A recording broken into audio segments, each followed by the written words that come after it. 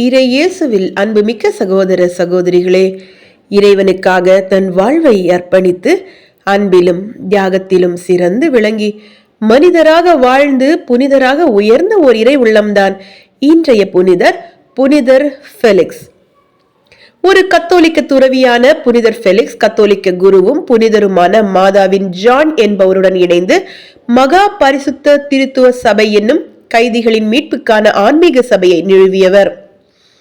மிகவும் மதிப்புமிக்க பிரபுக்களின் குடும்பத்தில் பிறந்த ஃபெலிக்ஸ் தனது கல்வியை முடித்த பிறகு குருத்துவம் பெற்றார்.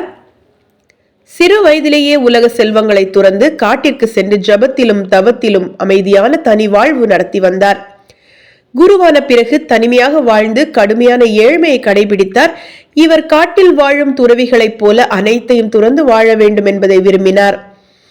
சிறிது காலத்திற்கு பிறகு பிரான்சின் தென்கிழக்கு பிராந்தியமான புரோவன்ஸ் பகுதியை சேர்ந்த இளம் பிரபுவும் தெய்வீக முனைவரும் பிற்காலத்தில் குருத்துவ அருள்பொழிவு பெற்றவரும் கத்தோலிக்க திருச்சபையின் புனிதருமான மாதாவின் ஜான் கைதிகளின் மீட்புக்காக ஒரு சபையை ஆரம்பிக்க வேண்டி ஃபெலிக்ஸின் வேண்டுதலை வேண்டி அவரை சந்தித்தார். அப்போது 70 வயதான நிலையிலும் ஃபெலிக்ஸ் தயங்காமல் அதற்கு சம்மதித்தார். 1198 ஜனவரி மாதம் அடர் குளிர்காலத்தில் ரோம் நகர் சென்றடைந்த இவர்கள் இருவரும் அப்போதைய திருத்தந்தை 3ஆம் இன்னோசன்ட் அவர்களால் வரவேற்கப்பட்டனர். அவர்கள் ஏற்கனவே கொண்டு வந்திருந்த பாரிஸ் ஆயரின் பரிந்துரை கடிதங்களை அவர்களிடம் கையளித்தனர். கைதிகளின் மீட்புக்கான தூய திருத்துவ சபை என்ற பெயரில் சபையினை தொடங்க திருத்தந்தை அனுமதி அளித்தார்.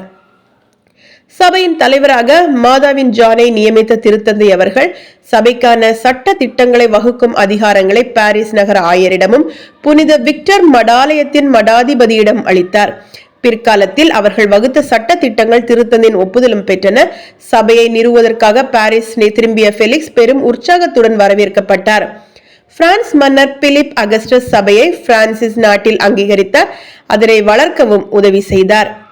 40 வருடங்களுக்குள்ளேயே அச்சபை ஐரோப்பாவின் மூலை முடுக்கெங்கும் 600க்கும் மேற்பட்ட துறவு மடங்களுடன் பலுகி பெருகியது. புனிதர் ஃபெலிக்ஸ் 1212 நவம்பர் மாதம் 4ஆம் தேதியன்று மரித்தார். புனிதர்கள் இறைவனின் விருப்பத்திற்கு ஏற்று வாழ்ந்து காட்டிய அடையாளங்கள். புனிதர்களின் புனித வாழ்வினை பின்பற்றி வாழ்வோம்.